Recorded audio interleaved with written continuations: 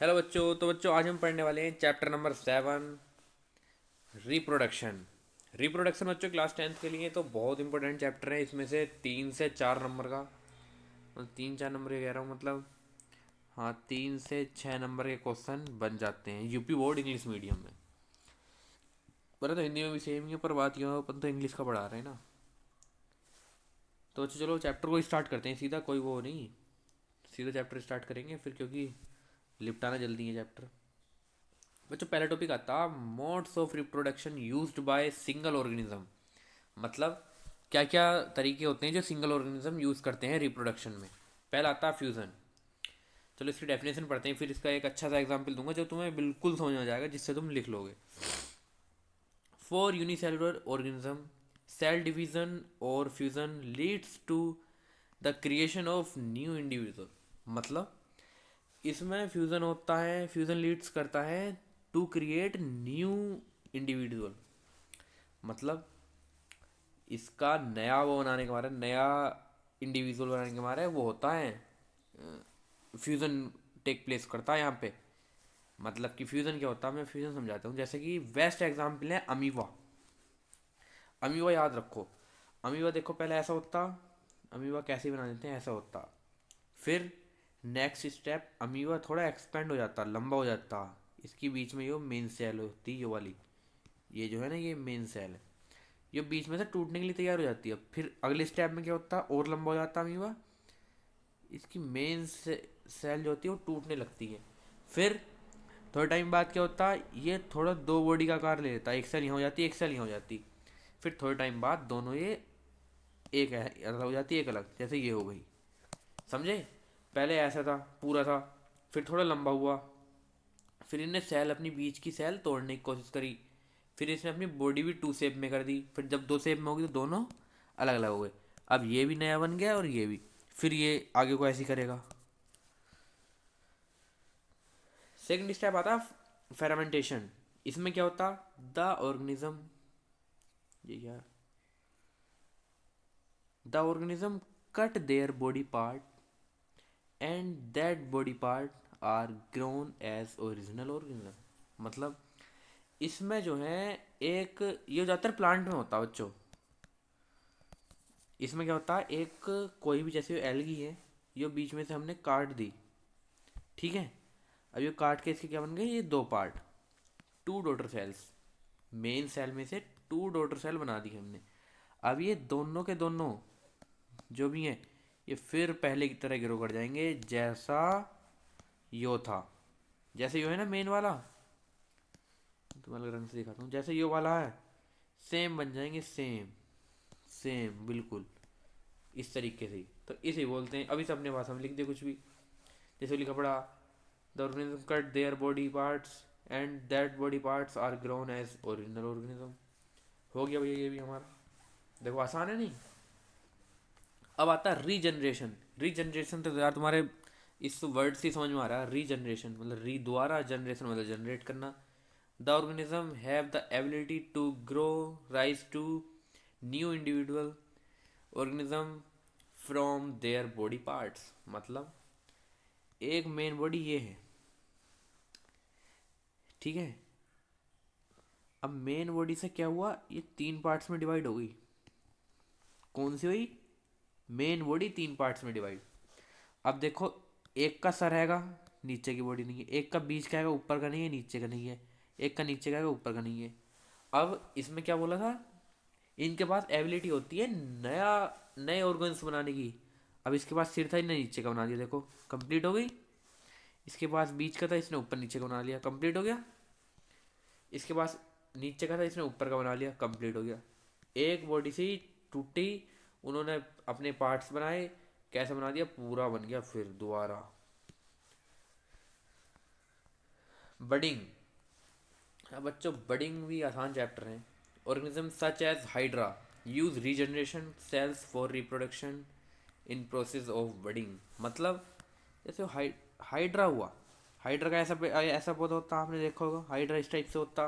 पौधा बता रहा हूँ मैं भी। हाइड्रा ऐसा होता, इसमें से एक छोटी सी बडिंग हुई, क्या हुई, छोटी सी। अब हाइड्रा सेम रहेगा जैसा ऊपर का, ऊपर का सेम है ना, अब नीचे से छोटी सी वर्ड छोटा हाइड्रा बनी, अब फिर बड़ा हाइड्रा बन गई हो, बडिंग हुई ना। जैसे आलू के ऊपर, जैसे आलू होता आलू के ऊपर हो जाता बडिंग हो जाती, वही इसी टाइप से सेम बिल्कुल कंसेप्ट। और ये बन गई पूरी। अब ये टूट जाएगी, फिर इसके कहीं यहाँ से निकल आएगा, यहाँ से निकल आएगा, कहीं ना कहीं से निकल आएगा, फिर वो दोबारा हाइड्रा बन जाएगा पूरा। ये होती ये क्या होती, बडिंग। अब आया बच्चों वेजिटेटिव प्रोपगेशन। मतलब पहले उससे समझा देता हूँ, चलो पहले ये समझाता हूँ। There are many plant in which the part like root, stem and leaves develop their new plant under appropriate condition. मतलब कि किसी प्लांट, मतलब बहुत से प्लांटों में ये एबिलिटी होती है कि उसकी रूट्स है, उसके पत्तों से, उसके स्टेम्स है, मतलब उसकी डंडी डंडी से हम नया पौधा बना सकते हैं। जैसे गुलाब की टहनी लगा दें मैं, जैसे रोज़ की टहनी लगाई, वो पूरा पेड़ बन जाता है ना बाद में। ऐसे जैसे आलू लगाया, आलू की ये सब होते हैं, ये सब पूरा आलू बना देते हैं नया नया आगे को। ऐसे होता है जैसे प्याज लगा देते हैं खेत में अपन, प्याज लगाई वो पूरे प्याज बन जाती है। इसी टाइप से होता है बच्चों ये। अच्छा अब देखो, तुम्हें इतना पढ़ लिया तो एक और बताता हूँ, ये डिफरेंस आता है इंपॉर्टेंट है बच्चों ये। Asexual reproduction, sexual reproduction. Asexual मतलब जिसमें सेक्स नहीं होता, सेक्सुअल जिसमें सेक्स होता। मतलब बेसिकली तो यही है। कलर चेंज करते हैं। Single individual give rise to new individual. मतलब एक सिंगल ऑर्गेनिज्म दूसरे ऑर्गेनिज्म को वो दे देगा, जन्म दे देगा। बट इसमें क्या होता है भाई, दो लगेंगे, मेल और वन फीमेल नीड। जब भी आगे को वो होगा, रिप्रोडक्शन होगा, जब भी कोई नया ऑर्गेनिज्म आएगा।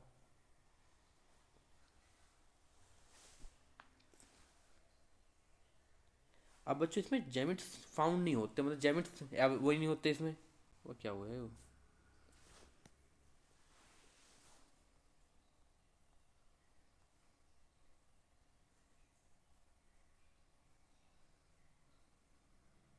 अभी बता रहा हूँ बच्चों। हाँ, इसमें जेमिट्स होते हैं। New individual is identical to parents. मतलब यो नया जो बनेगा ना, नया जो रिप्रोड्यूस होगा, जैसे यो अगर सर्किल है तो वो सर्किल ही होगा, मतलब सेम होंगे दोनों का आइडेंटिकल। इसमें जर्नली आइडेंटिकल नहीं होते। क्यों? कि देखो, जैसे अपने मम्मी पापा वैसे अपन थोड़ी हैं, है ना। जैसे मतलब समझ रहे हो ना तुम, इसमें अलग अलग होता। बस इतना ही लिख दो, और ज़्यादा करने की जरूरत नहीं है, यूपी बोर्ड में इतना ही आता है बच्चों। अब आता है बच्चों सेक्सुअल रिप्रोडक्शन। सेक्सुअल पढ़ेंगे ना अब हम, एसेक्सुअल तो पहले ऊपर पढ़ लिया। द मोड, यार क्या हो गया ये, the mode of reproduction that depend on the involvement of two individuals before a new generation can be created।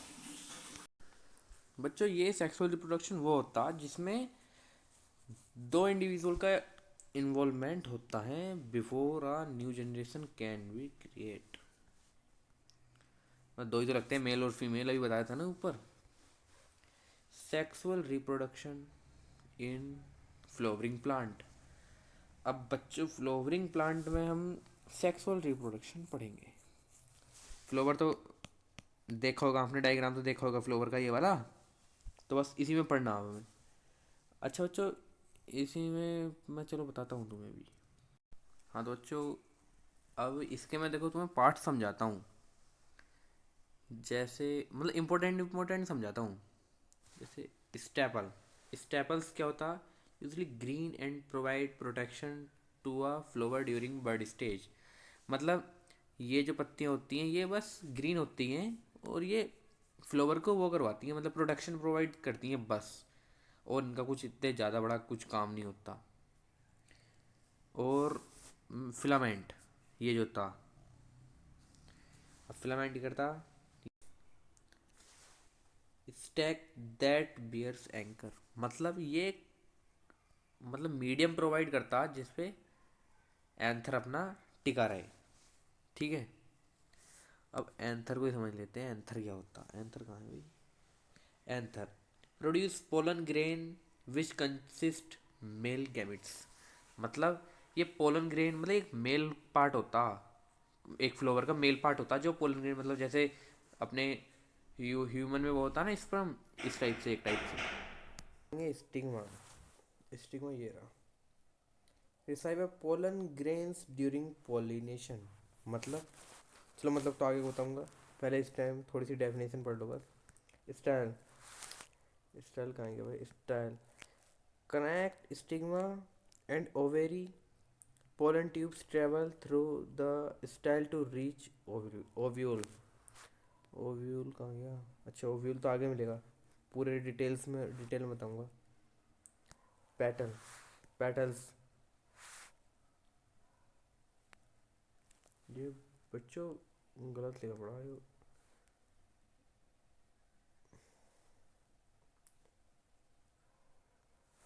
Bright coloured and have strong fragrance to attract pollinators. मतलब पोलिनेटर्स क्या होते हैं जो मतलब कुछ भी चीज़ लेके आते हैं, मतलब पोलन ग्रेन्स लेके आते हैं फीमेल पार्ट्स में को। और मैं बताता हूँ अभी आगे, चलो बस इसमें इतना ही याद कर लो, और ज़्यादा कुछ याद करने का है भी नहीं।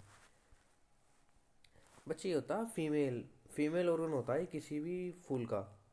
जैसे पोलन ग्रेन्स, पोलन ग्रेन्स ये हैं लगे हुए, ये रहे लगे हुए। स्टिग्मा, स्टिग्मा ये रहा जो इसका ये वाला पार्ट है, इसे स्टिग्मा बोलते हैं। और पोलन ट्यूब ये कुछ काम का नहीं। पोलन ट्यूब, पोलन ट्यूब ये है जो नीचे को आ रही ना पोलन ग्रेन्स में से, जो ये आ रही इसे पोलन ट्यूब बोलते हैं। ओवेरी जैसे फीमेल रिप्रोडक्टिव सिस्टम में होता है ओवेरी, यहाँ भी ओवेरी, जहाँ पे वो स्टोर्स, मतलब जहाँ पे इसकी एक केज होती है स्टोर्स करने के लिए पोलन ग्रेन्स। और फीमेल जर्म सेल, मतलब जहाँ पे हमारे एग्स फर्टिलाइज होते हैं। और जैसे पोलिनेशन का वर्ड आया था, पोलिनेशन क्या होता है बच्चों, पोलिनेशन वो होता है किसी एक मेल, मेल बताया था ना, ये मेल पार्ट होता है इसके, मेल के पोलन ग्रेन्स जैसे मधुमक्खी ले जाती है चिपका के, फिर ये दूसरे पेड़ में बैठ गई और यहाँ रख दिए, तो इससे रिप्रोडक्शन हो जाता। एक तो होता है ये वाला पोलिनेशन, एक होता है self pollination. It is transfer of pollen to stigma of the same flower. मतलब जैसे हवा चली, ये उड़े यहाँ से यहाँ को पहुँच गए, तो हो गया ना, हो गया। अरे यार दिखा नहीं तुम्हें, रुको पेन कलर चेंज करता हूँ। यहाँ से उड़े यहाँ को पहुँच गए, बस ये होता है इतना। It is occurs only in bisexual flower, मतलब जिसमें मेल और फीमेल दोनों प्रेजेंट है उसी में होता। It does not lead to genetic diversity, मतलब ये जेनेटिक डाइवर्सिटी को लीड नहीं करता बस। अब आता बच्चों main topic, reproduction in human beings. मतलब रिप्रोडक्शन ह्यूमन बींग में रिप्रोडक्शन कैसे होता। अच्छा चलो ये और बता देता हूँ, जो मतलब जो मैच्योरिटी वाला टाइम होता है उसे प्यूबर्टी बोलते हैं, प्यूबर्टी एज बोल देते हैं इसे। अब बच्चों पढ़ते हैं मेल रिप्रोडक्टिव सिस्टम। बेटे मेल रिप्रोडक्टिव सिस्टम में जैसे मैं क्या बताऊँ, अच्छा इस यहाँ नीचे स्टार्ट करते हैं। टेस्टिस, टेस्टिस क्या होता है, a pair of testis are located inside spectrum. Spectrum तो ये हो गया,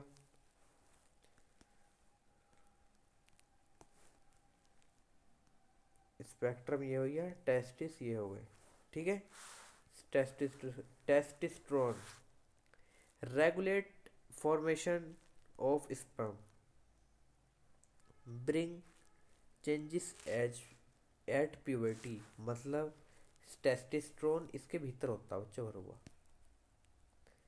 ये क्या करता है, ये इसका काम क्या होता, ये बच्चे स्पर्म जो होता है ना, टेस्टिस्ट्रोन ही बनाते हैं स्पर्म को। स्पर्म टेस्टिस्ट्रोन होता है, और ये चेंज करता है हमारी बॉडी प्यूबर्टी में। जैसे प्यूबर्टी के बहुत से वो होते हैं, जैसे कि बियर्ड वियर्ड ये सब आना वाना, और बहुत सी चीज़ें सेक्स ऑर्गन्स अपने डेवलप्ड होते हैं ये प्यूबर्टी एज में। ये भी टेस्टिस्ट्रोन का ही वो होता है। वास्ट डिफरेंसेस, ये था इस, it passes sperm from testis up to urethra.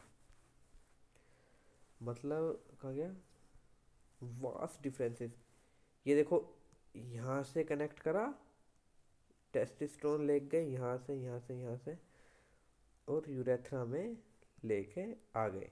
कहाँ से? यहाँ से स्पर्म ले कलेक्ट करा, ये ले गए, वास डिफरेंस ने यहाँ से करा और ये ले आए।